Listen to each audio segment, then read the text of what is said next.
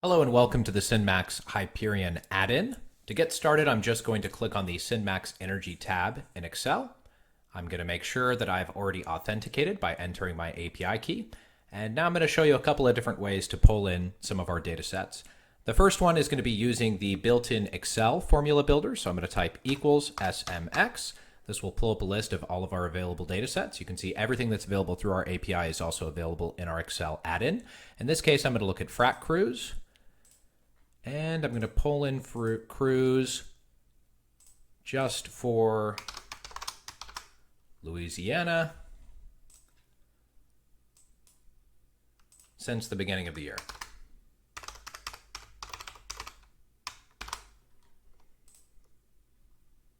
You can see the data pulls in pretty quickly, and it pulls in its most granular form. Now let's try that again with the formula builder. The advantage of using the formula builder is that it has pre-populated fields. So I'm going to pull in frac crews. Now when I click on state code, I have a drop-down option and I can select Louisiana. And I can also more easily select the date without having to worry about formatting. And the exact same data pulls in. Let's try something else. Let's say that I want to see frac crews aggregated by state. So the count of frac crews aggregated by state. Now, a couple of different ways I could do that. I could pull in all of the most granular data and I could create a pivot table, right? And then in the pivot table, I could pull state, or in this case, subregion, into the columns, since I already pulled it in for the entire state. And then date, and then count of well pad. Right? Or alternatively, I could use the built-in pivoting tool in the formula builder. I'm going to select frac crews and see this aggregate by column. I'm going to say aggregate them by state.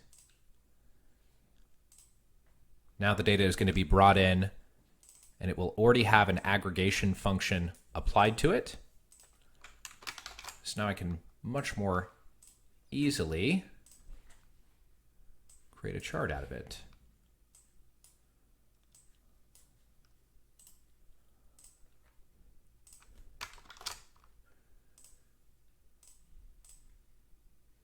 You can see I have the count of all the frac crews broken out by individual state. Let me show you some of the other data sets.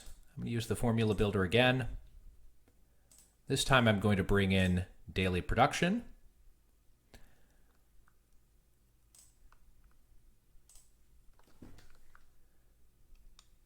Daily production is one of the few data sets that gets updated every single day.